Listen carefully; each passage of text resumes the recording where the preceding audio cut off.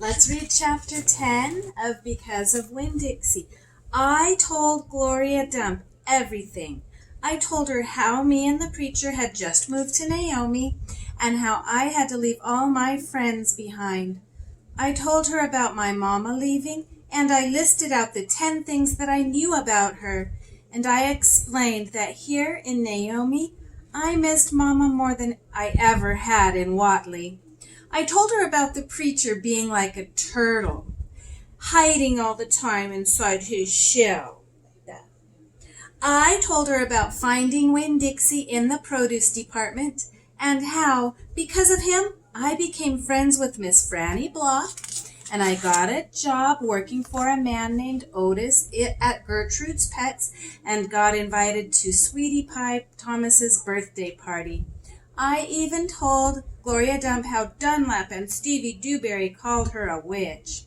But I told her they were stupid, mean, bald-headed boys, and I didn't believe them. Not for long, anyhow. And the whole time I was talking, Gloria Dump was listening. She was nodding her head and smiling and frowning and saying, is that right? I could feel her listening with all her heart, and it felt good.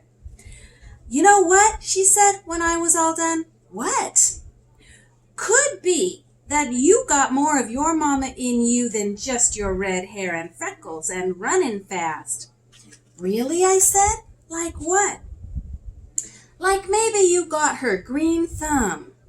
The two of us could plant something and see how it grows and test your thumb out. Okay, I said. What Gloria Dump picked for me to grow was a tree. Or she said it was a tree. To me, it looked more like a plant. She had me dig a hole for it and put it in the ground and pat the dirt around it tight, like it was a baby and I was tucking it in bed. What kind of tree is it? I asked Gloria Dump. It's a wait-and-see tree, she said. What's that mean? It means you gotta wait for it to grow up before you know what it is. Can I come back and see tomorrow? I asked.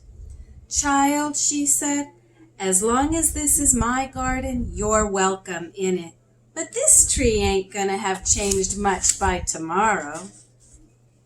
But I want to see you too, I said. Said Gloria. I ain't going nowhere. I'll be right here. I woke Winn-Dixie up then. He had peanut butter in his whiskers, and he kept yawning and stretching. He licked Gloria Dump's hand before we left, and I thanked her.